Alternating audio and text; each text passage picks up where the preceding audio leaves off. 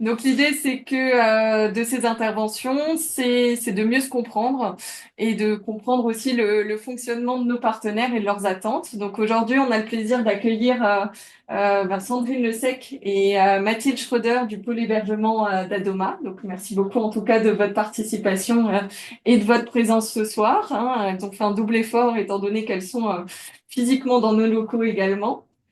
Comme vous le savez, Adoma est un partenaire essentiel d'ISM, hein. Chaque jour, on traite plus de 150 appels des différentes structures sur l'ensemble du territoire. Donc, j'imagine que tous les interprètes connectés ce soir ont au moins travaillé une fois avec les travailleurs sociaux d'Adoma. Pour que cette réunion se déroule au mieux, je vous invite à couper vos micros pendant les temps de présentation.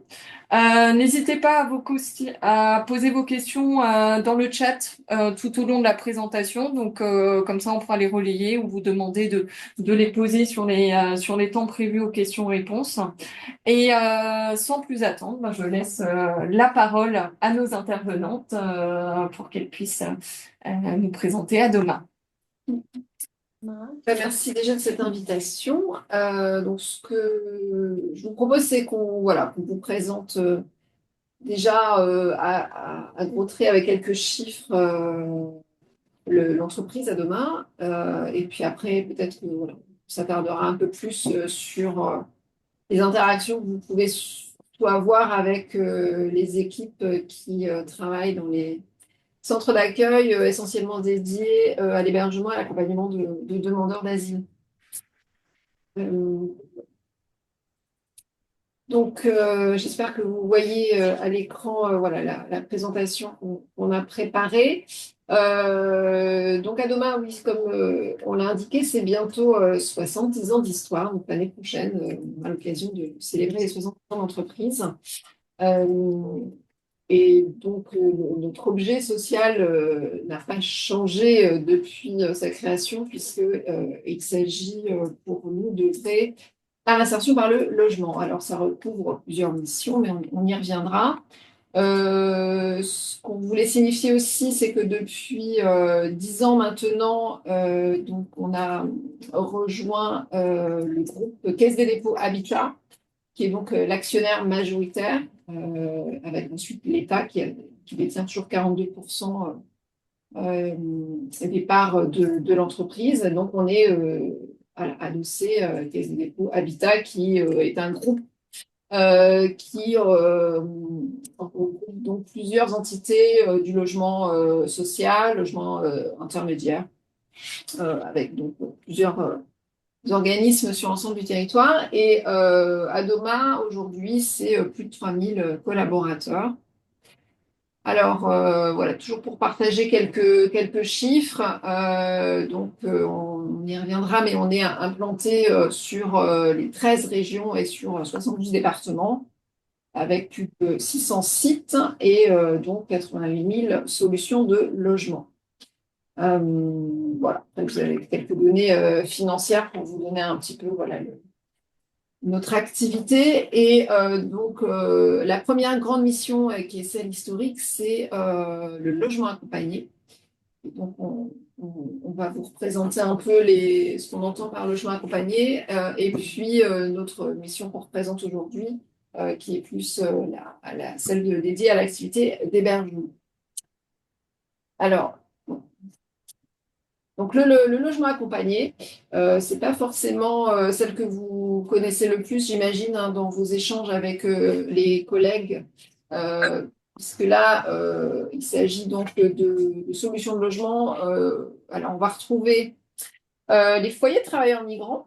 Ils sont vraiment le patrimoine historique d'Adoma, hein. C'est les premiers logements qui ont été construits dans les années 50, 60, 70, qui avaient surtout vocation à participer à la reconstruction de la France, hein, de l'après-guerre, et puis aussi à résorber tous les bidonvilles, hein, qui existaient dans les années 60, 70, notamment à la périphérie Île-de-France. Et donc, ce qui explique le modèle un peu historique de ces foyers, avec des chambres meublées et des espaces de vie communs, des cuisines et les sanitaires partagés. À l'époque, voilà, on avait donc ce public travailleurs migrants, hein, qui été employés dans différents secteurs. On retrouve de toute façon notre implantation historique, hein, elle correspond à tous les anciens bassins industriels. Alors je dis anciens parce que certains ont quand même un peu disparu aujourd'hui en termes d'activité économique. Et donc ces foyers, évidemment, aujourd'hui, euh, on est engagé dans un plan de traitement depuis plus de 20 ans maintenant avec l'idée de les transformer en résidences sociales. C'est notre euh, solution de logement qu'on gère.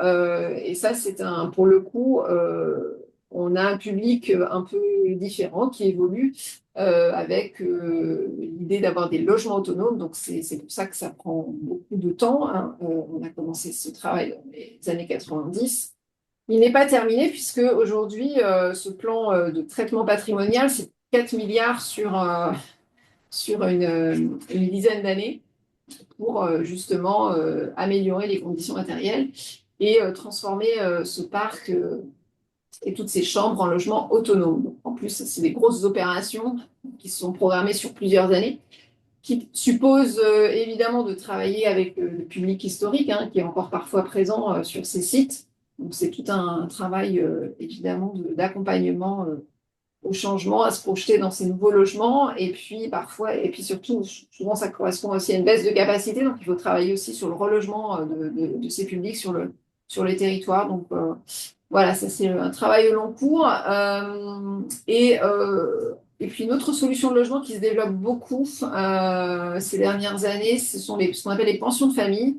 Donc, on en gère aujourd'hui une soixantaine et pour le coup des structures de plus petite taille qui accueillent souvent des personnes qui viennent de l'hébergement, mais pas que, qui parfois viennent directement de longs parcours de rue. Mais voilà, la pension de famille, c'est un outil qui effectivement permet à des personnes qui ont pu se stabiliser et d'accéder à un logement pérenne et se projeter dans la durée.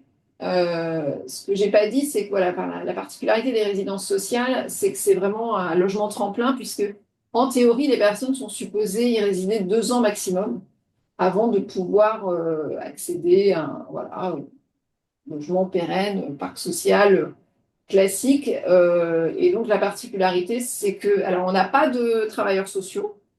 Sur l'ensemble de ce parc dédié au logement accompagné, il n'y a pas de travailleurs sociaux.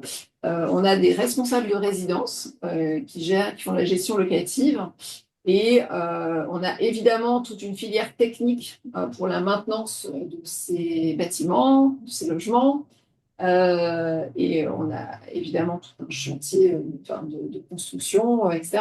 Et par contre, depuis plus de 10 ans, on a ce qu'on appelle des responsables insertion sociale qui vont sur tout un secteur être en appui des responsables de résidence pour éventuellement débloquer des situations un peu complexes et puis surtout développer du partenariat parce qu'il s'agit surtout sur ces sites de travailler avec des partenaires qui vont justement venir notamment pour les publics âgés, travailler sur l'adaptation des logements et puis aussi tout ce qui est à domicile, etc. Enfin voilà, c'est vraiment un axe fort, c'est le partenariat et trouver surtout des associations avec lesquelles on va pouvoir accompagner au mieux ces publics.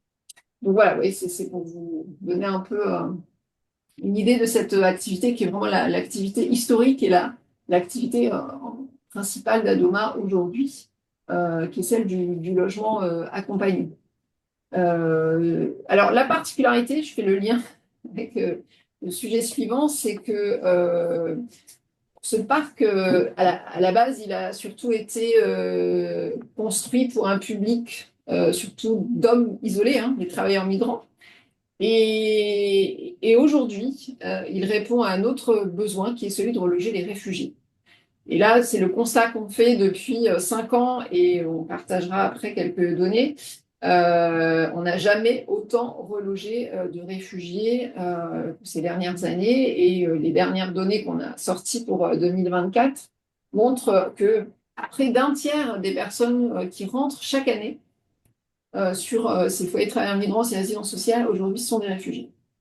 Donc voilà, ce qui correspond au profil des réfugiés aujourd'hui, hein, qui sont surtout majoritairement, mais pas, enfin, pas que, mais des hommes isolés, qui après parfois s'engagent dans des procédures de réunification familiale. Mais voilà, on a aujourd'hui une solution de logement qui correspond à ce besoin et qui rend évidemment beaucoup service dans cette étape transitoire, surtout après voilà, des phases d'hébergement. Euh, Mais bon, ça, on y reviendra. Donc, il y a beaucoup de liens de plus en plus entre les deux activités.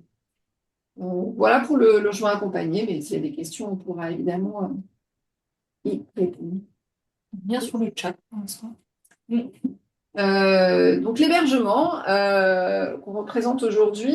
Donc, ça, vous avez un petit graphique qui vous permet de montrer le développement de cette activité à Doma sur une dizaine d'années. Voilà, on y reviendra aussi. C'est un peu à l'image aussi des politiques publiques hein, qui ont été déployées ces dernières années, puisque allez, un peu plus de 10 ans, on est passé de un peu plus de 7 000 à 27 000 places d'hébergement. Alors c'est vrai que initialement, voilà, c'est une activité alors maintenant qui date, mais les premières places étaient dans les années 90. Et puis c'est évidemment à l'occasion de grands afflux, notamment à la fin des années 90, avec l'arrivée des Kosovars à Doma, a été identifié, mobilisé pour faire de l'hébergement. Et puis, voilà, il y a eu d'autres événements, notamment au début des années 2000, avec le démantèlement du camp de Sangatte à Calais, où on a aussi été mobilisé. Et c'est ça qui a commencé à créer du lien et qui a identifié Adoma comme pouvant répondre à des besoins d'accueil et d'hébergement pour des demandeurs d'asile.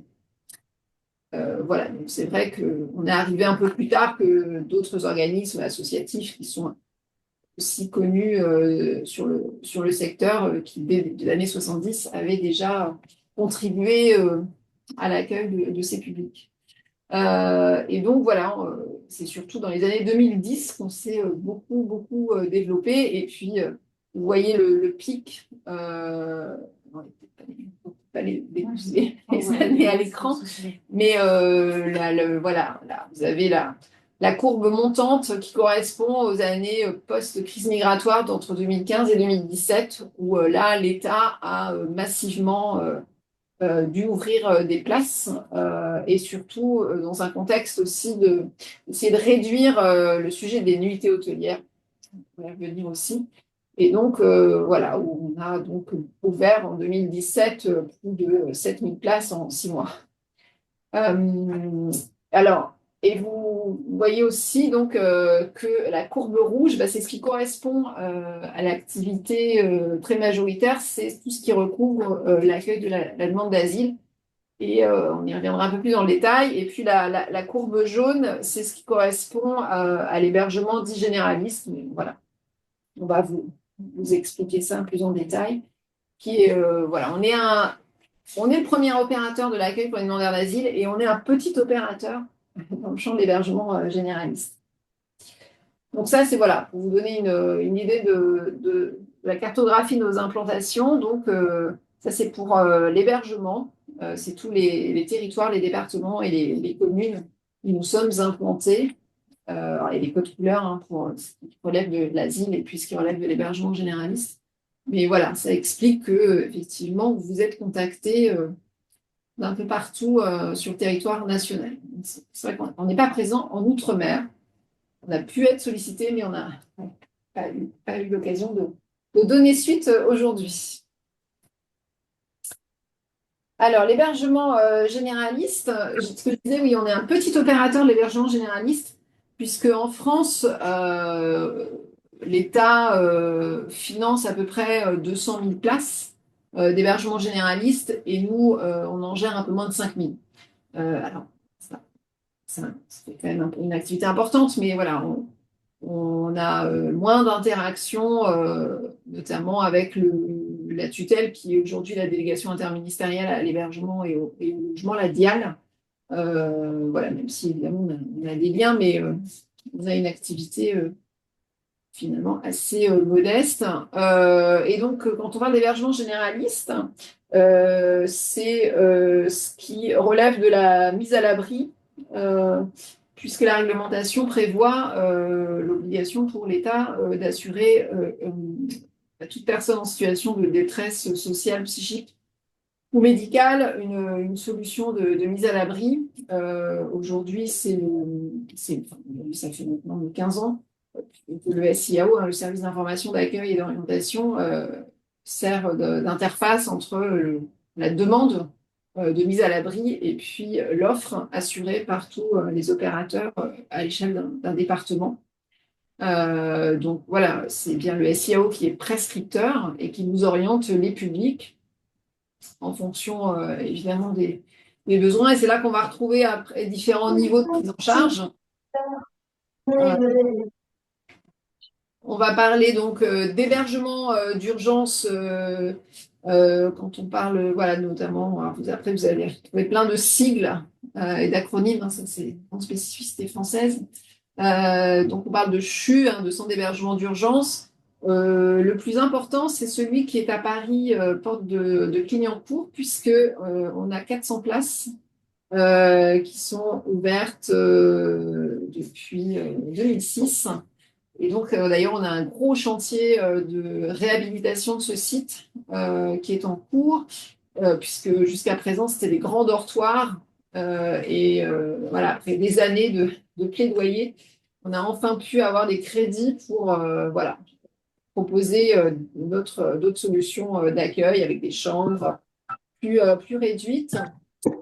On a aussi une prestation restauration le soir. C'est public qui donc passe par le recueil social, hein, avec qui est donc des points de collecte des personnes dans la capitale le soir et qui donc sont orientés sur ce centre.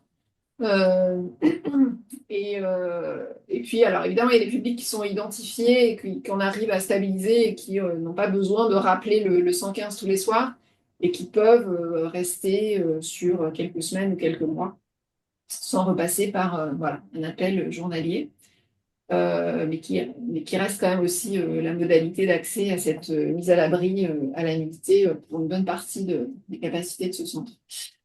Voilà, on a quelques autres centres d'hébergement d'urgence sur le territoire. Après, on va avoir ce qu'on appelle les centres de stabilisation, les CHS.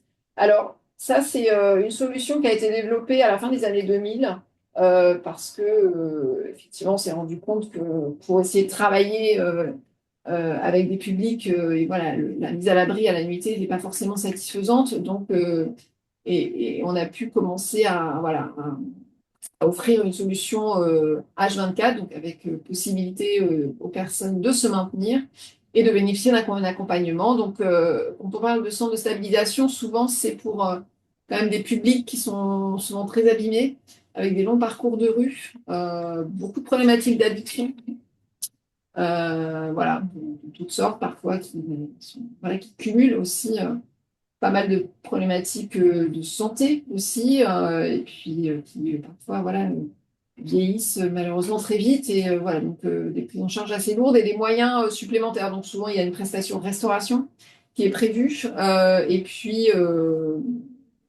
aussi des collègues qui assurent beaucoup de médiation au quotidien et qui sont présents 7 jours sur 7 pour gérer le collectif. Euh, on a aussi ce qu'on appelle les CHRS. Alors nous, on en a vraiment très peu. On a 2 petits CHRS en Île-de-France. Et là, ce sont des centres pour, qui est un peu le centre un peu dispositif hystérique, hein, pour insérer les personnes. Donc, alors, il y a des centres spécialisés, nous, c'est pas trop le cas. Et c'est voilà, des personnes qui sont en rupture de logement, rupture de foyer, un peu pareil, des accidents, ce qu'on appelle des accidents de la vie, des personnes qui sortent du séjour en détention, des personnes qui sortent du séjour en hospitalisation psy. Enfin, voilà, des profils un peu variés et des personnes, en tout cas, qui ne sont pas tout de suite en capacité d'accéder à un logement autonome, voilà, et qui ont besoin d'un temps d'accompagnement pour notamment se réinsérer par le logement. Et puis souvent, surtout, travail. d'ouverture et d'accès au droit. On a ensuite tout un parc qu'on a ouvert en 2017, ce qu'on appelle l'hébergement d'urgence et l'accompagnement social. Bon, c'est un format un peu particulier parce que c'est vraiment piloté en direct par les ministères, la DIAL. Et donc, c'est la mise à l'abri, pareil, toujours au titre de l'accueil inconditionnel. Et la particularité quand même de ce parc, c'est que, alors souvent, c'est des publics qui étaient à l'hôtel. Soit Euh, et, euh, il vous reste plus de temps. et donc, c'est beaucoup de personnes qui ont pu engager une demande d'asile et qui n'ont pas obtenu la protection. Donc, pas mal de ménages qui ont été déboutés de leur demande, beaucoup de ménages qui sont dans des parcours migratoires. Donc concrètement, beaucoup de ménages à droit incomplet, comme on les appelle aujourd'hui, et qui sont souvent dans l'attente d'une demande de régularisation, dans l'attente de pouvoir engager une démarche de régularisation. Donc ce qui n'est pas évident pour les équipes parce qu'il y a cette gestion de l'attente qui peut prendre plusieurs années. Voilà, vraiment la caractéristique de ce parc qu'on appelle nous les HES, qui sont voilà, sur plusieurs territoires, avec donc souvent surtout des familles, et puis qui finalement arrivent à enfin accéder aux droits via une régularisation de leur situation administrative. On a aussi un dispositif à Marseille qui, pour ceux qui connaissent un peu les problématiques de logement de cette ville, répond aussi aux problématiques d'insalubrité quand on a donc des immeubles qui sont évacués par l'autorité du fait voilà, d'un arrêté de péril qui est pris donc avec le relogement des locataires. Et puis voilà, c'est un dispositif un peu spécifique qui permet de travailler sur le relogement et puis dont l'idée aussi, c'est de responsabiliser le bailleur sur la prise en charge des publics, puisqu'il doit participer financièrement à ce dispositif. On a aussi quelques places alors, hivernales. Alors, j'ai mis des guillemets parce que les places hivernales, aujourd'hui, voilà, on essaye enfin, l'État surtout essaye d'éviter la gestion au thermomètre, comme on disait avant. Et donc, souvent, c'est des places qu'on ouvre et puis finalement qui restent ouvertes toute l'année. Voilà, mais on a encore quand même des places qu'on ouvre au mois de novembre et qu'on ferme au mois d'avril pour répondre, voilà, s'il y a des situations souvent d'évacuation, de campement, de squat sur certains territoires. Et puis, on a ce qu'on appelle les centres post-asile. Alors, c'est historiquement des dispositifs qui ont été ouverts pour des publics déboutés, mais qui étaient engagés dans des démarches de régularisation, et qui sont ouverts depuis très longtemps, à une époque où, effectivement, on avait des personnes qui, notamment, arrivaient de l'Est de l'Europe, des Balkans, qui avaient peu de chances d'obtenir une protection. Et puis, bon an, mal an, qui ont fini par voilà, obtenir une régularisation. Donc, c'est ce qu'on appelle nous des sites post-asile. Et aujourd'hui, on se rend compte qu'on y trouve beaucoup de réfugiés. Parce que, voilà, aujourd'hui, on a effectivement un volume de réfugiés qui est assez inédit. C'est peut-être aussi des données que vous partagez, mais et donc, c'est aussi des dispositifs où les réfugiés sont réorientés pour essayer de fluidifier le parc asile pour laisser la place aux demandeurs d'asile. Mais voilà, on pourrait y revenir. Donc, voilà pour cette activité d'hébergement généraliste. Et donc là, on va aborder avec vous la présentation de notre parc dédié à l'accueil de la demande d'asile. Alors, on vous a juste remis le schéma de la structuration du parc national en France, puisqu'en France, aujourd'hui, l'État finance près de 120 000 places d'accueil pour les demandeurs d'asile. Et donc, nous, sur ces 120 000 places, on en gère près de 21 000.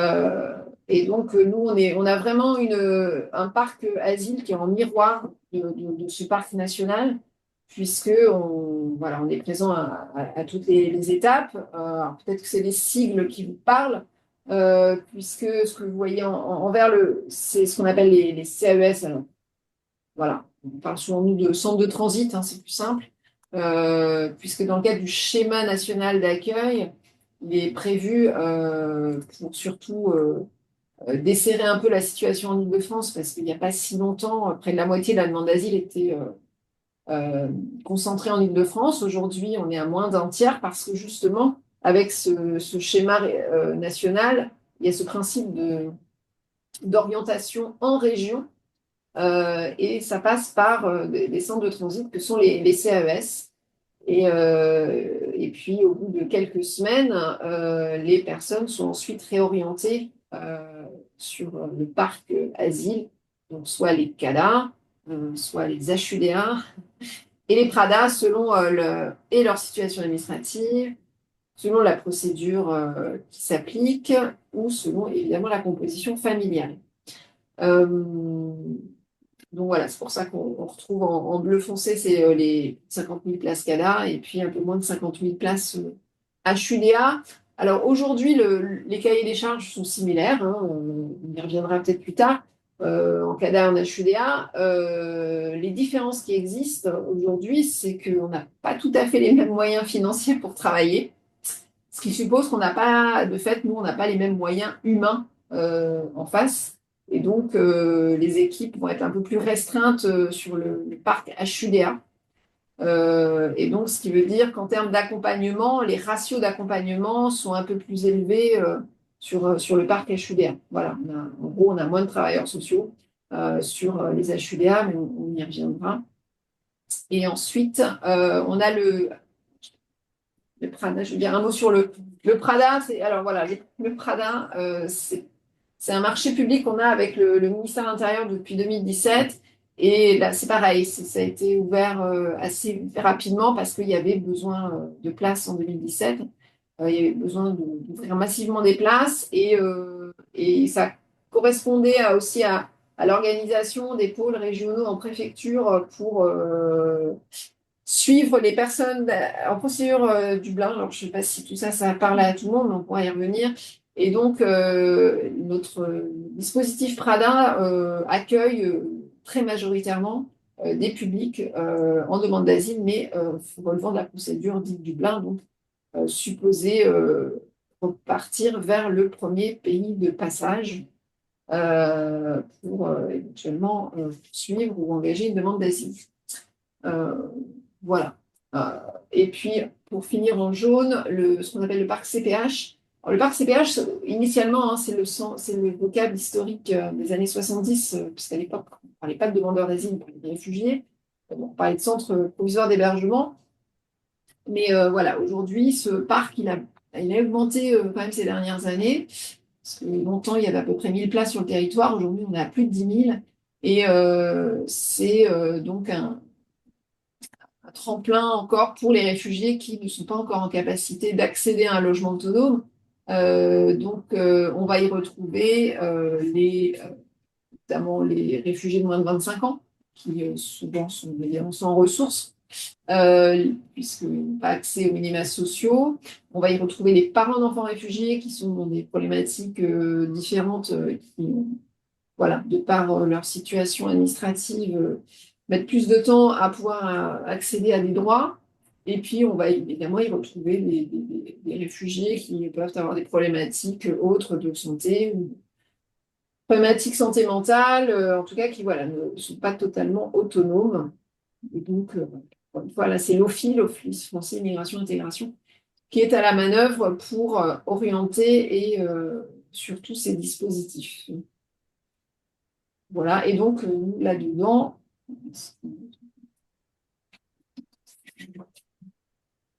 voilà, ça c'est donc nous, c'est ce qu'on gère. Je vous parlais tout à l'heure de 21 000 places qui sont mises à disposition de l'OFII. Et donc on va gérer voilà, quelques centres de transit, une cinquantaine de places CADA, voilà, la même chose en HUDA, puis il y a le parc Prada dont je parlais tout à l'heure. Et puis on est un petit opérateur pour les centres pour réfugiés, parce qu'on a un peu moins de 300 places sur l'ensemble du territoire national. Voilà, ça c'est pour notre parc asile. On pourra y revenir. Ce que je pouvais aussi mentionner, peut-être, on a aussi, on gère aussi des dispositifs retour.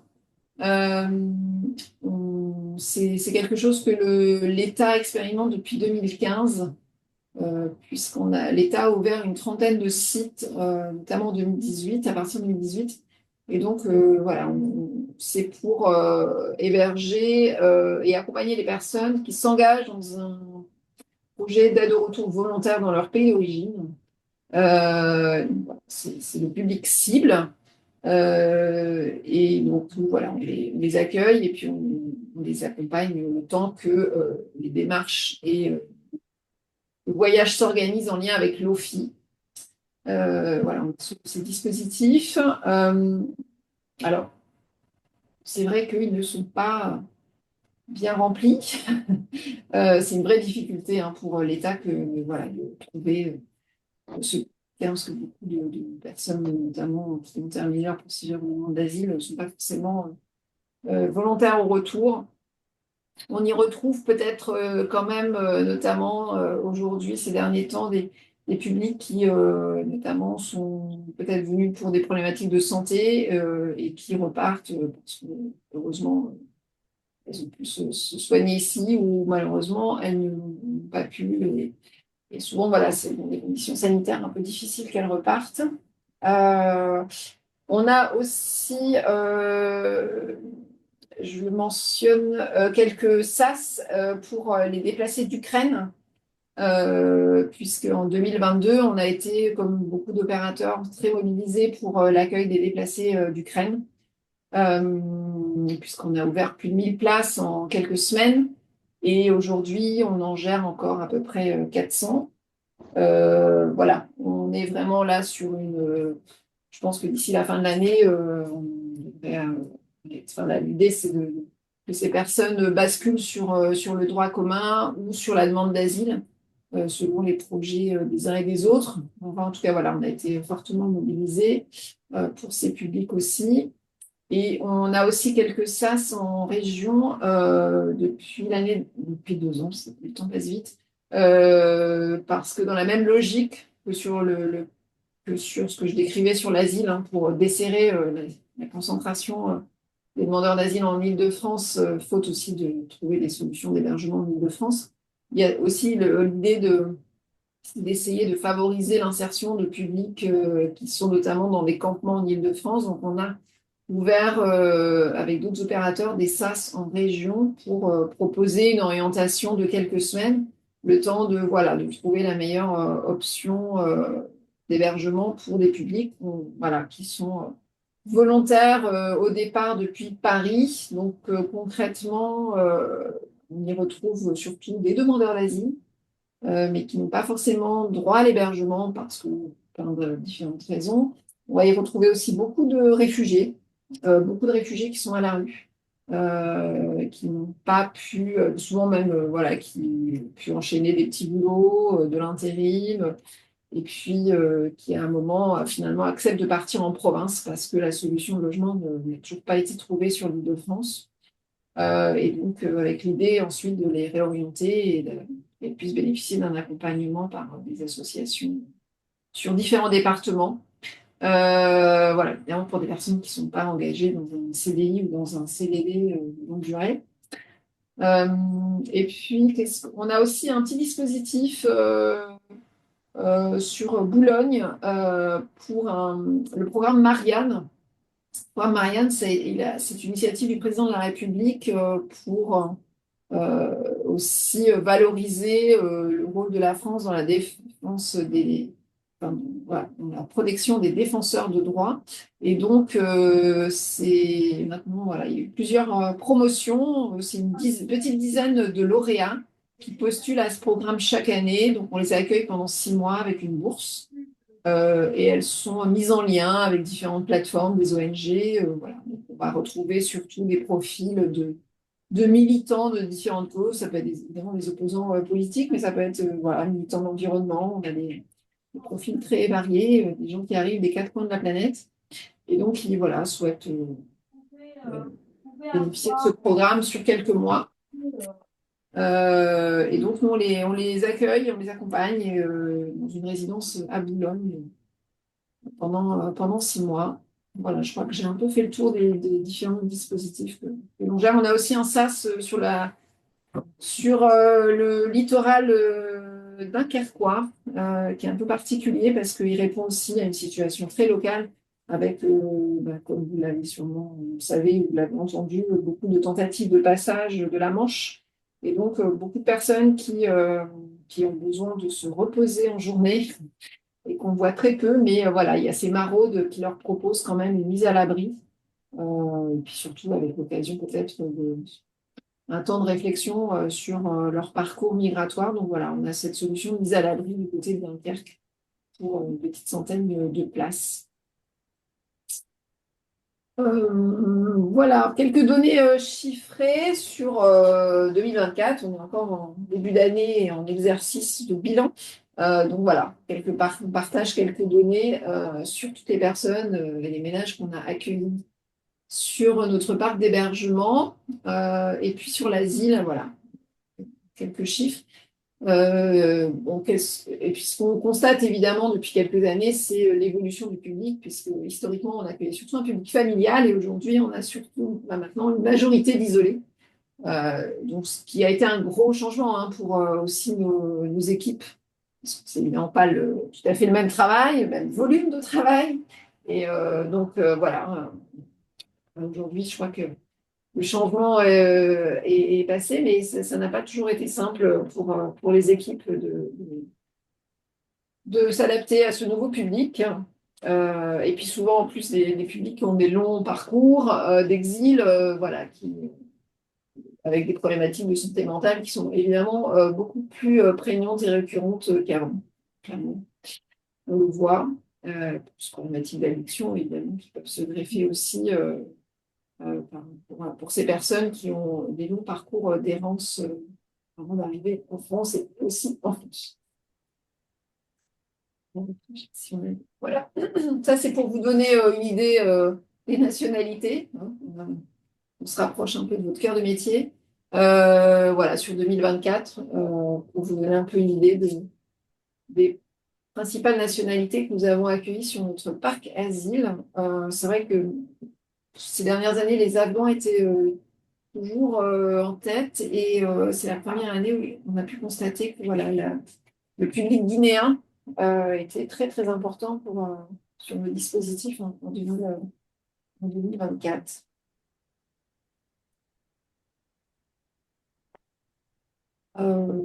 Voilà, et puis peut-être ça aussi, ça peut être l'occasion de questions. On vous a remis là ce qu'on appelle nous les prestations socles hein, dans le cadre de nos missions qui nous sont confiées par l'État dans le cadre des cahiers des charges qui nous sont assignés. Donc voilà, on a évidemment une mission d'accueil et de veille sur l'hébergement. Donc le sujet du bâti et des conditions matérielles prend beaucoup de place dans la gestion quotidienne parce que beaucoup de rotation, beaucoup d'accueil, beaucoup de sorties. Voilà, c'est vrai que les procédures se sont accélérées. Donc un gros impact, ce qui fait que voilà, on a développé notamment on a des agents polyvalents, hein, on n'avait pas forcément sur le parc asile historiquement, qui viennent en appui des équipes techniques hein, qui gèrent la maintenance, mais voilà, il y a un vrai besoin voilà, de mieux accompagner l'accueil des publics et le vivre ensemble aussi, bien sûr. Toute une gestion voilà, logistique. Et puis après, il y a le cœur du métier sur l'accès aux droits, l'accompagnement à la demande d'asile, bien sûr. Vous êtes évidemment amené à intervenir et à jouer votre rôle. Il y a après, voilà, il y a tout ce qui relève des actions collectives. On essaye hein, de remettre en place depuis la période de crise sanitaire qui a un peu mis à mal cette gestion du collectif et voilà, tout ce qui pouvait un peu amener les personnes à participer à la vie de la structure. Voilà, ça a mis du temps hein, quand même. Ça lâche, on fait demi-tour, hein. Appuyez-vous bien avec la main gauche, s'il vous plaît. Et puis pour les personnes qui sont dans les démarches d'insertion, évidemment, voilà, l'autre cœur du métier qui est l'ouverture des droits et la recherche de solutions de logement. Et puis, depuis qu'on a quand même beaucoup plus de réfugiés à accompagner et à insérer, voilà, on a pu aussi développer quand même un peu plus de compétences sur tout ce qui touchait à l'insertion professionnelle, puisque, voilà, comme on disait, hein, c'est quand même plusieurs milliers de réfugiés qu'on héberge et qu'on accompagne chaque année, avec évidemment le sujet de la gestion de la sortie. Et voilà, je vous ai mis rapidement les ratios, hein, pour que vous ayez une idée du nombre de salariés sur ces dispositifs asile, puisqu'on a en gros un salarié pour 20 à 25 personnes accueillies. Et donc, évidemment, essentiellement des intervenants sociaux, très majoritairement des femmes, comme vous avez dû le constater dans vos échanges. On a un public, voilà, on a, c'est vrai, un public voilà, de collègues relativement jeunes, hein. Souvent, c'est des jeunes professionnels, hein, qui sortent de leurs études en travail social. Et puis, on a aussi une centaine de cadres. Pareil, là, vous devez aussi en connaître un certain nombre, puisqu'il y a ce temps un peu formel de l'accueil et de l'admission dans nos centres où on pose le cadre, voilà, les droits et devoirs de chacun, hein, les missions de nos centres, et donc qui va se formaliser avec la signature d'un contrat de séjour et du règlement de fonctionnement. Donc voilà, c'est des outils et des choses qui doivent vous être familières, puisque vous êtes vraiment le médiateur dans cette phase d'accueil et de présentation du cadre de la prise en charge. Et puis parfois, évidemment, peut-être d'autres temps sur lesquels vous intervenez, où on va être plutôt dans du rappel du cadre, parce que voilà, il peut y avoir quand même, malheureusement, quelques problématiques de comportement ou voilà, civilité qui peuvent justifier ce rappel. Voilà, à gros traits, nos missions. Eh bien, merci beaucoup en tout cas pour cette présentation très riche, hein. Je me dis qu'il aurait peut-être fallu prévoir une heure de plus pour aller vraiment dans le fond de toutes les articulations entre vos différents centres. Je me permets de relayer une question peut-être d'un de nos collègues, donc Pierre Mendy, à moins qu'il ne souhaite la poser lui-même en direct. Pierre? Euh, Oui, bonjour. Merci beaucoup. Je te laisse poser ta Voilà, question. voilà, la question, je l'ai écrite, hein, donc Ouais. c'est par rapport à l'hébergement d'urgence, tel que le nom le dit. C'est un cas d'urgence, et s'il faut appeler un numéro de téléphone, par exemple le 115 ou un autre, mais parfois c'est difficile d'avoir un interlocuteur ou une interlocutrice au bout du fil. En pareil cas, qu'est-ce qui est préconisé? C'était l'hébergement d'urgence dans le cadre de l'hébergement généraliste ou de la demande Oui, d'asile? dans le cas de l'hébergement généraliste, oui. Merci. Ouais. Alors c'est vrai que là, pour le coup, Hébergement. Ouais. nous, on n'intervient pas à cette phase, en cette phase-là, c'est le SIAO, hein, aujourd'hui, maintenant, sur les départements qui est en charge de gérer justement le recensement de la demande de mise à l'abri et puis l'offre. Donc oui, souvent c'est via le 115. Et c'est vrai que on n'a pas forcément redit aujourd'hui, mais c'est un parc qui est saturé. Clairement, hein, il y a un manque de place. Et donc, c'est vrai que c'est une vraie difficulté sur les territoires d'obtenir une réponse positive à une demande de mise à l'abri, hein. Aujourd'hui, il y a beaucoup de statistiques qui sont relayées, notamment voilà, par des acteurs qui portent des plaidoyers sur les besoins supplémentaires en termes d'hébergement. Et donc, il y a beaucoup de demandes qui n'aboutissent pas. Et évidemment, une problématique de famille et d'enfants à la rue. Donc oui, voilà, c'est un sujet sur lequel il y a énormément de plaidoyer et d'actions politiques pour essayer voilà, de mettre en face les besoins, mais notamment en Île-de-France, voilà, c'est une vraie difficulté que d'avoir malheureusement une réponse dans la journée, voire Hmm. semaine. Après, d'autres difficultés, c'est que parfois on a des capacités d'accueil. Enfin, là, pour le coup, je parle d'Adoma, Quand on est mobilisé pour ouvrir des places, souvent c'est des places qui vont être vraiment adaptées pour notamment des hommes seuls. On ne peut pas toujours faire de la mixité hein, sur ces dispositifs de mise à l'abri. Et puis voilà, après, il y a d'autres solutions qui existent pour les familles. Mais c'est vrai qu'on ne l'a pas mentionné parce que nous, c'est pas notre cœur de métier, mais on a quand même plus de 70 000 personnes à l'hôtel chaque soir. Voilà, des places d'hôtel qui sont financées par l'État chaque soir. Et malheureusement, malgré ce volume, ça ne répond pas aux besoins.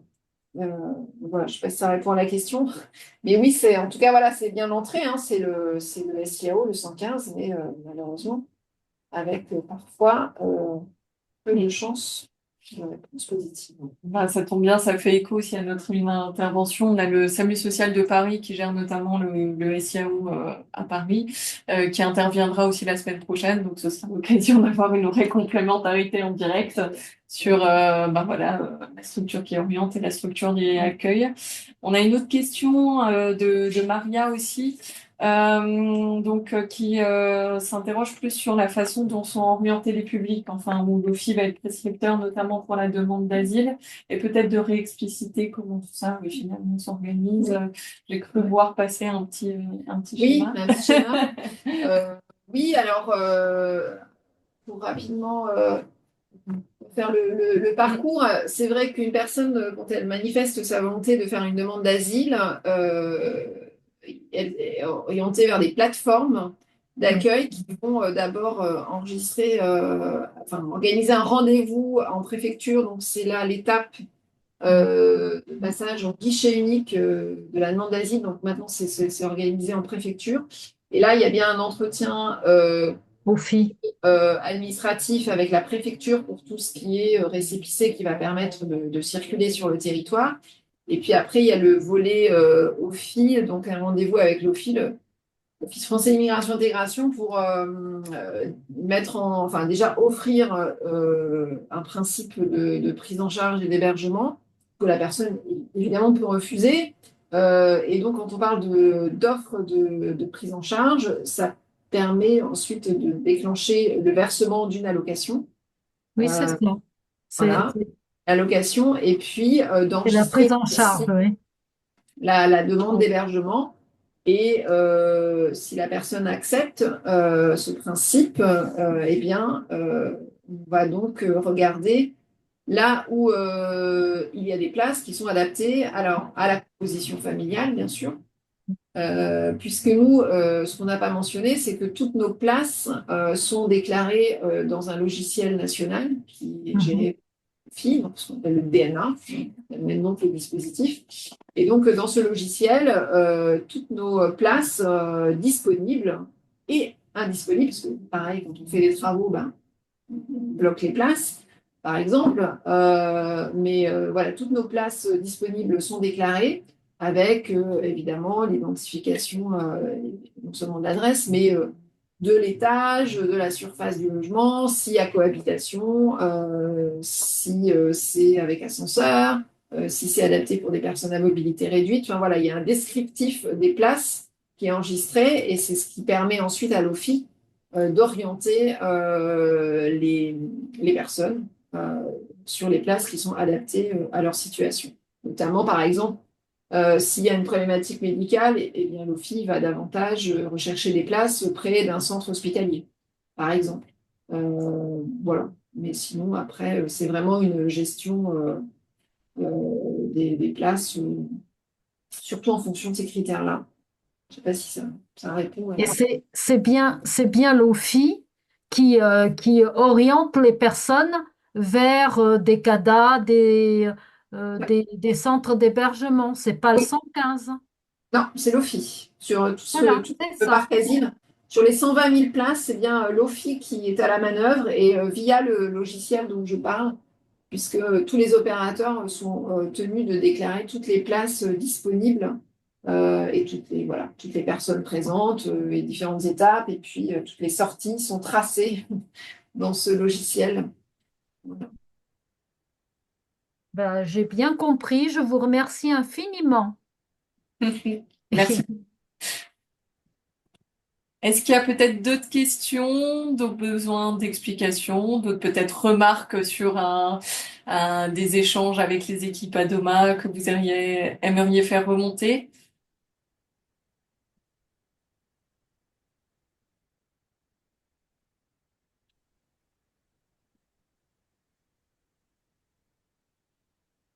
Mon niveau, non. On vous entend, je ne sais pas si vous souhaitiez poser une question. Non, non, non, non, non. Je dis, à mon niveau, non. Dans tous les cas, je connaissais déjà avant que je ne travaille avec ISM. J'intervenais déjà chez Adoma de Limoges. Donc, je sais déjà comment ça se passait. Eh bien, super. Écoutez, vous avez dû être très clair, hein, parce que visiblement, Allô? il n'y a pas de questions. Euh, En tout cas, n'hésitez pas à lever la main ou à envoyer vos questions sur le chat, hein, en direct.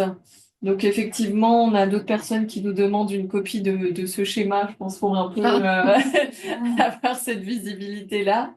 Euh, Oui, bah après, c'est ouais. transformation. On avait essayé, quand il y a eu la dernière réforme de l'asile, enfin celle qui a beaucoup impacté la procédure de demande d'asile, hein, qui était la réforme de septembre 2018, qui n'a pas été simple, hein, pour nous d'expliquer après aux équipes, une fois qu'on avait bien comprise. Donc voilà, c'est Mathilde qui avait fait ce schéma synthétique pour mieux comprendre voilà, toutes les étapes de procédure. Oui, on peut transmettre à jour. Dernières éditions, et puis il est amené à évoluer parce il y a encore des changements à venir, mais on est pas mal de retard. En tout cas, on constate que vous êtes obligé parfois de faire preuve d'une grande réactivité pour l'ouverture de places, donc enfin, ce qui ne peut pas être évident à gérer pour le volume que vous avancez, c'est que des logements que vous avez en propre ou Oui, alors oui, c'est vrai qu'on l'a pas mentionné, mais 85% de nos places sont en collectif et sur du patrimoine d'Adoma.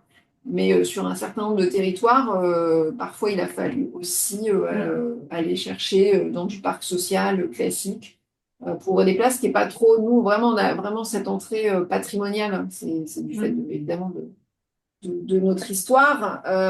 Et c'est pour ça que l'État nous a identifié à un moment, c'est qu'on avait ce patrimoine avec un peu plus des opportunités d'occupation, puisque les logements étaient devenus vacants parce que, comme je l'ai mentionné, les bassins industriels ont un peu disparu dans les années 80-90, et puis un public historique qui est parti ou qui, la démographie faisant, est en train de disparaître, parce qu'on a aussi beaucoup de publics très, très âgés. Donc voilà, ce qui explique que ces sites ont pu être dédiés à ces nouveaux publics hébergés. Donc oui, essentiellement sur notre patrimoine, mais voilà, aussi dans ce qu'on appelle nous du diffus, disséminé dans des différents logements sociaux. Donc, oui, beaucoup en collectif, c'est vraiment la particularité. Parce que beaucoup d'opérateurs travaillent dans le parc social parce qu'ils n'ont pas de patrimoine. On est quelques-uns, voilà, je pense. Il y a Coalia aussi qui historiquement a du patrimoine un peu la même histoire que nous. Donc voilà, c'est vrai que c'est la particularité de notre offre d'hébergement. Avec cette gestion du collectif, qui n'est pas toujours simple non plus. Merci. Et qui permet aussi beaucoup de solidarité aussi entre les personnes. C'est des avantages et des inconvénients. Je vois qu'il y a une autre main levée. Sonia, je t'en prie si tu veux poser ta question. Oui, oui, bonjour, merci de toutes vos explications. Et je voulais savoir si vous prenez en compte à l'heure de loger les demandeurs d'asile le conflit potentiel entre différentes nationalités. Parce que j'ai assisté, bon, lors d'un appel téléphonique, il y avait des personnes du Pérou qui voulaient pas avoir des Vénézuéliens à côté. Enfin, je sais pas comment gérez-vous ce type de difficultés? Vous y pensez à l'heure de choisir un logement ou de donner un logement? Alors, on n'a pas toujours l'opportunité d'organiser le peuplement comme on le souhaite, puisque souvent, c'est au fil des sorties que les places sont mises à disposition et on n'a pas, nous, la main sur. On ne choisit pas les publics qu'on accueille. Donc, Par exemple, je vais te donner un exemple, si imaginons qu'il y ait 80% d'Afghans sur un site, voilà, quand bien même en nous faisant y entrer encore des publics afghans, voilà, c'est n'est pas en capacité de refuser. Donc, par contre, dans l'organisation au quotidien, évidemment qu'on va être vigilant sur des éventuelles tensions. Après, on ne va pas donner droit à toute requête, évidemment. Par contre, quand on a des logements qui sont en cohabitation, quand il y a un partage d'un logement, on va parfois quand même organiser les choses pour que des personnes de la même nationalité vivent ensemble, parce que c'est évidemment plus simple au quotidien pour communiquer. Voilà, ça peut s'organiser plutôt quand il y a de la cohabitation dans un logement. On va essayer voilà, de mettre des personnes qui parlent la même langue ensemble. Après, quand il y a des problématiques de voisinage, bon, on essaye de faire le mieux pour, s'il faut trouver voilà, notre logement. Je pense que les équipes sont aussi habituées à faire des switches, à réorganiser l'occupation, cet conflit. Merci beaucoup. On a deux autres questions dans le chat du coup. Donc, peut-être pour sur la complémentarité, reprendre la question de Noëlla et puis on pourra reprendre la question de Maria juste ensuite. Bah, Noëlla, je sais pas si tu veux la poser en direct ou sinon je la relais, il n'y a pas de souci. C'était une question ouais, sur le point de vue culturel. Si vous avez au niveau des équipes des suivis de formation pour mieux comprendre certains publics et leur parcours, enfin voilà, comment les travailleurs sociaux sont finalement accompagnés à gérer la diversité qu'on vient d'évoquer à l'instant. On a un plan de formation au national, donc c'est voilà, une offre de formation continue. Et dans ce plan annuel, il y a des modules sur l'interculturalité qui sont proposés. Donc, dans le cadre des entretiens annuels que chaque collaborateur réalise avec son supérieur hiérarchique, il y a un temps aussi sur les besoins de formation. Donc, les collègues peuvent exprimer des besoins en fonction de l'offre. Donc, ça peut être des formations sur tout ce qui est traumatisme lié à l'exil. Ça peut être aussi sur, on n'en a pas parlé, mais surtout nos obligations aussi de prise en charge sur tout ce qui relève de la bientraitance, prévention de la maltraitance. Mais il y a aussi, voilà, on fait aussi appel à des prestataires qui sont spécialisés sur l'interculturalité pour, voilà, sur les sessions de quelques jours, échanger avec les équipes là-dessus. Voilà, après, ça ne répond pas forcément à tous les besoins. Après, on a des équipes qui sont plus ou moins anciennes. Il y en a certaines qui ont évidemment plus d'expérience, d'autres, comme je le disais, on a quand même beaucoup de jeunes professionnels. Donc voilà, c'est un vrai enjeu voilà, d'assurer une offre de formation continue. On a aussi alors déployé depuis 2 ans un module de premier secours en santé mentale. Voilà, c'est quelque chose qui c'est beaucoup voilà, une offre qui est agréée maintenant en France depuis 2 ans. Donc voilà, ça permet aussi de donner des clés pour gérer un peu les situations de crise, évidemment sans devenir des spécialistes de la santé mentale. Voilà, mais bon, en tout cas, c'est vrai que la demande et le besoin de formation sont évidemment importants et on essaie d'y répondre. Ouais, c'est intéressant, on voit que ça fait écho aux problématiques que nous rencontrons hein, sur la santé mentale notamment, et qui est une similarité pardon, des formations qui sont aussi proposées côté interprète. Bah, pour reprendre les questions, dans l'ordre, donc il y avait la question de Maria, puis celle d'Irène. Maria, je ne sais pas si tu souhaites la poser en direct ou tu veux que je la relaie. Je la pose. Allez, bah voilà, vas-y. Eh bien, dans le cas d'une réponse négative de l'OFPRA et ensuite de la CNDA, malheureusement, la personne doit sortir donc du logement un mois après. N'avez-vous pas de grosses difficultés à faire, euh, à faire sortir ces personnes et en sachant que parfois elles n'ont plus aucune alternative que de se retrouver soit effectivement à la rue, euh, soit chez des amis ou encore le 115.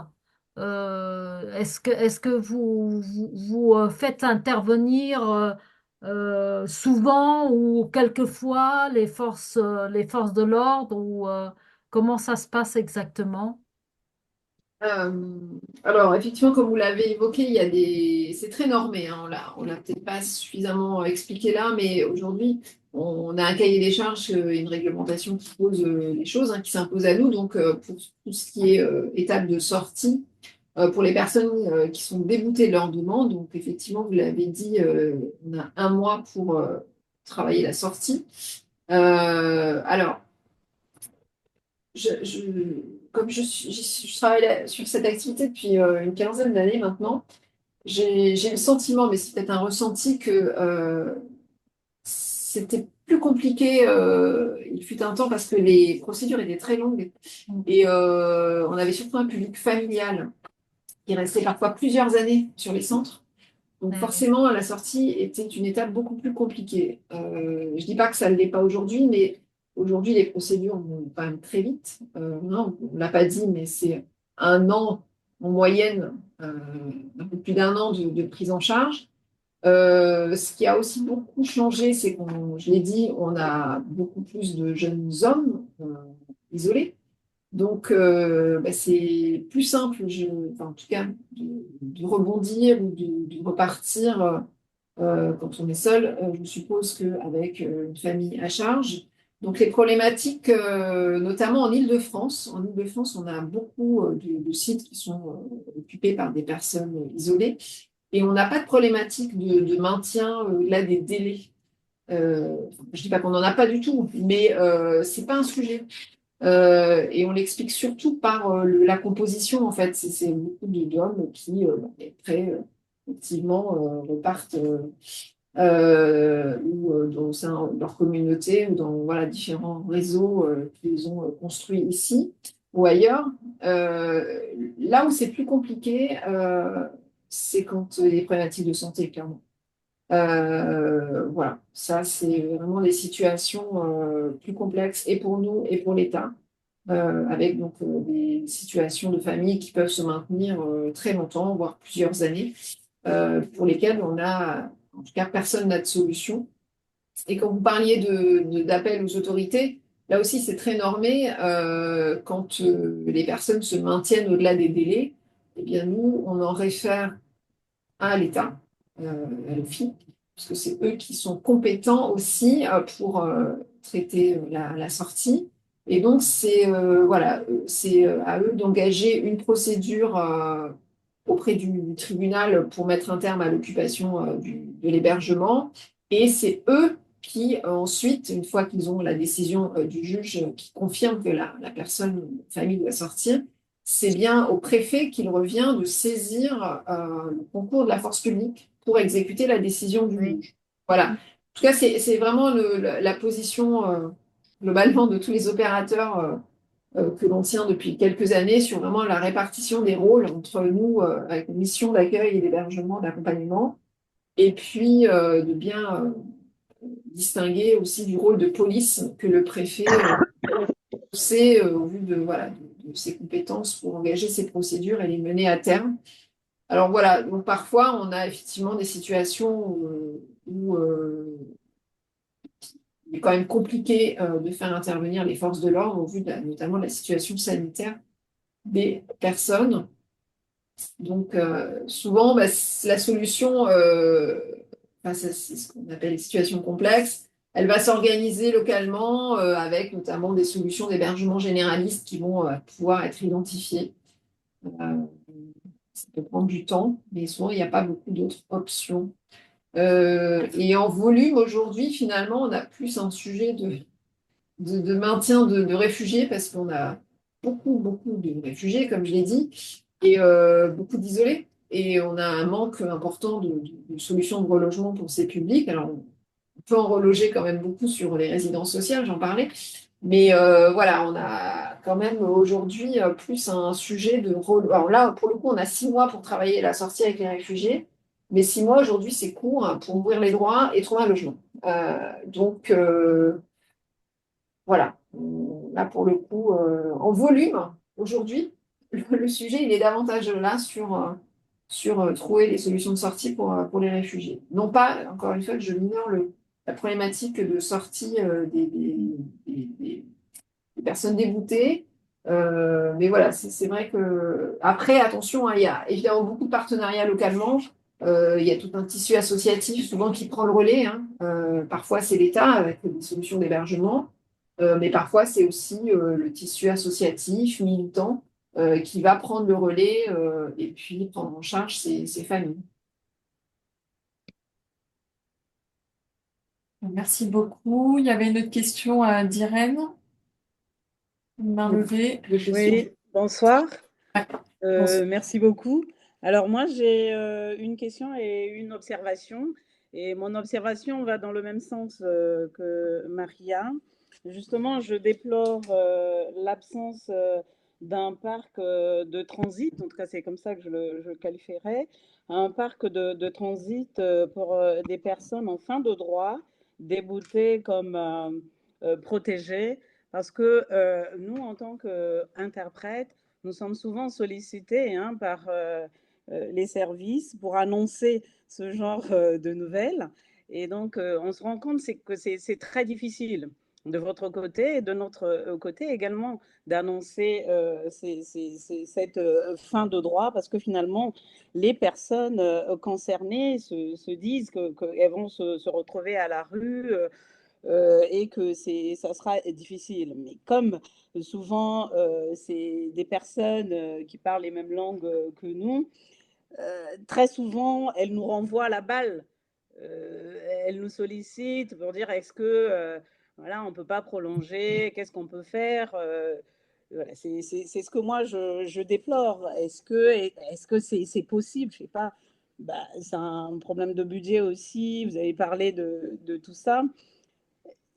Est-ce que ça ne sera pas possible de voir ça lors de vos plaidoyers, par exemple, de voir ou de faire cette proposition-là pour voir si on peut mettre en place des parcs de transition pour permettre à ces personnes-là, finalement, de ne pas se retrouver à la rue et de chercher peut-être une autre solution. Et maintenant, ma question, ça va dans le sens du travail social. Ça fait près de 5 voire 10 ans qu'on fait un constat que le travail social est de moins en moins attractif. Et du coup, ben, le travail, finalement, la prise en charge n'est plus la même, si je peux me permettre ainsi, excusez cette expression. Mais que faites-vous pour garder vos équipes et puis finalement pour rendre ce travail attractif, pour permettre voilà, une meilleure prise en charge? Beaucoup de choses là. Alors sur le premier point, sur les solutions à la sortie, alors je l'ai un peu évoqué, c'est quand j'ai présenté l'hébergement généraliste. Hein, l'hébergement généraliste aujourd'hui accueille déjà très majoritairement des publics issus de la demande d'asile.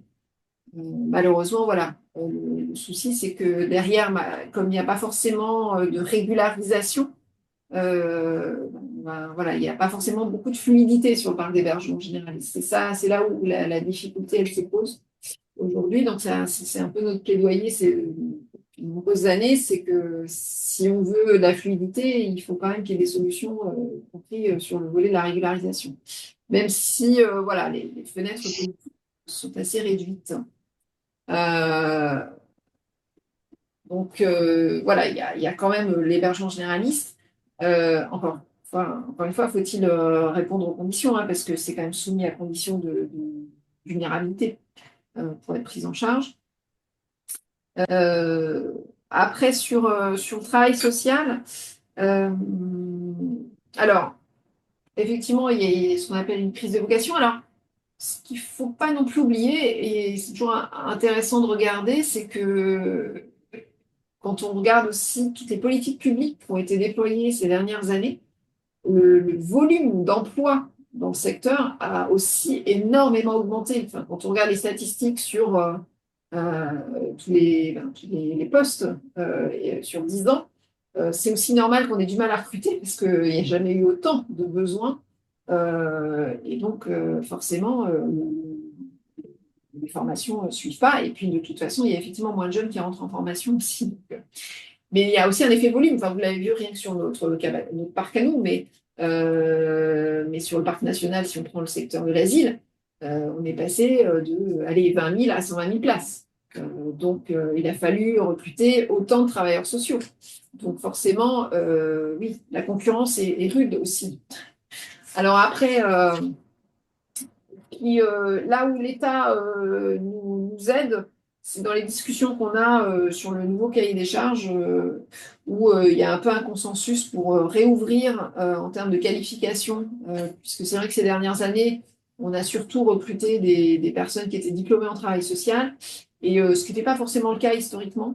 Et là, on va pouvoir réouvrir et recruter des personnes qui ont des parcours de formation type Bac+3 dans d'autres filières, autres que le travail social, hein, que ce soit en sociologie, en anthropologie, en sciences de l'éducation, en droit, et qui ont envie aussi de travailler et d'accompagner ces publics. Donc ça va, j'espère, nous permettre de faciliter, de favoriser et les recrutements et puis d'avoir des profils un peu plus diversifiés, ce qui n'est pas inintéressant aussi sur les sites. Donc voilà, je sais pas si ça répond. Et puis après, l'État a aussi quand même pris des mesures de revalorisation salariale ces dernières années, qu'il a compensé, dans le sens où nous, on a décliné ces mesures sur les fiches de paye et ça a été compensé dans les financements alloués par l'État. Voilà, c'est pour ça qu'on a parlé à l'époque des mesures Ségur qui ont été au moment du Covid déployées pour les personnels de santé et puis qui ont été ensuite transposées au secteur social. Et puis voilà, il y a eu 2 actions comme ça de revalorisation des salaires en 2022 et 2023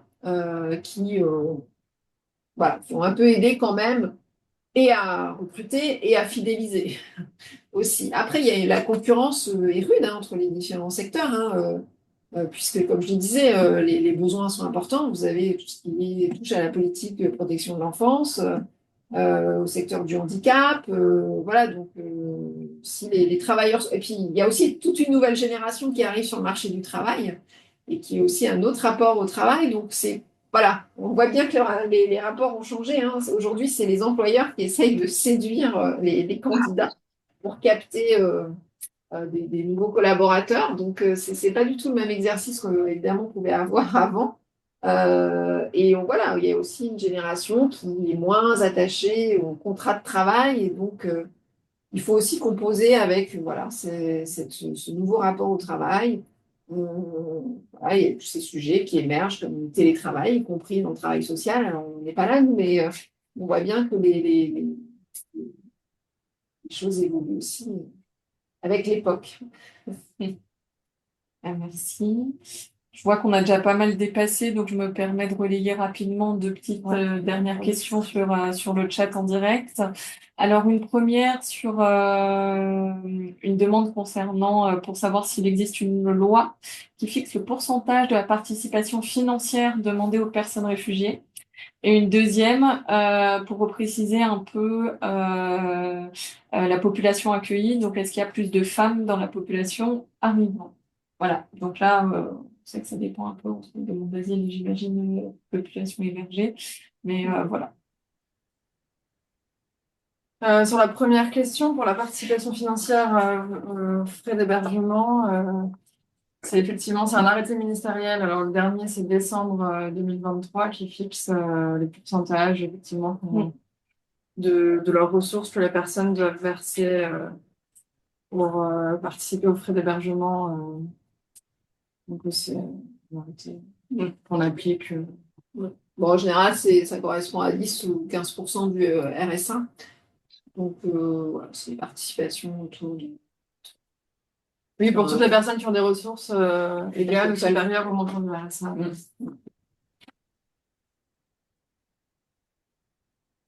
sur l'arrivée des femmes.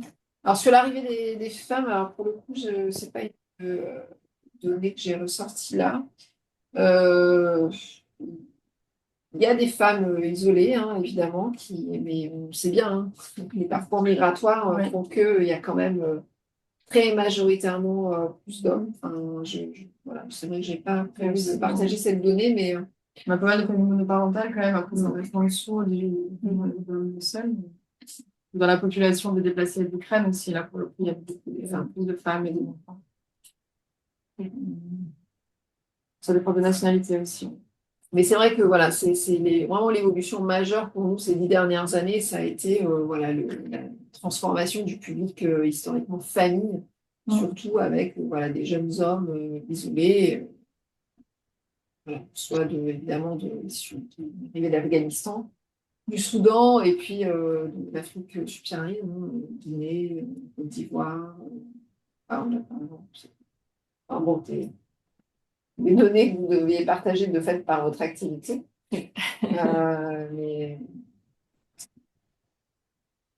bon, on a quelques sujets. Alors, je pense notamment au sud de la France, où on entend plus parler de besoins d'accueil pour des femmes isolées.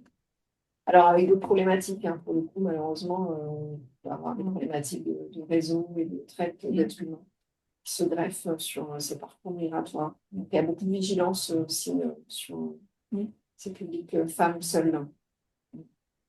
On essaye aussi d'adapter les conditions de prise en charge, c'est-à-dire d'avoir des unités de vie un peu dédiées, sécurisées. Voilà, c'est pas simple dans le collectif. Mais par exemple, le futur cahier des charges va vraiment imposer, par exemple, le fait d'avoir des sanitaires qui ne sont pas mixtes.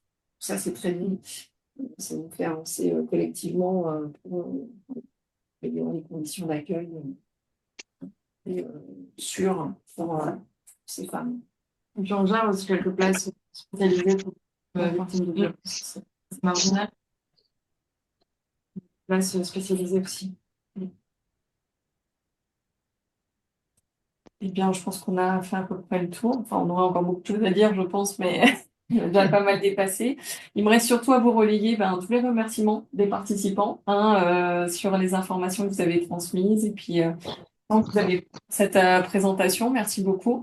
J'espère que c'est une première et qu'on aura l'occasion de réorganiser ça encore une fois. Merci à tous en tout cas d'avoir participé. Dans tous les cas, il y aura un replay disponible, donc il vous sera retransmis. Et puis, je vous souhaite une très belle soirée pour le coup.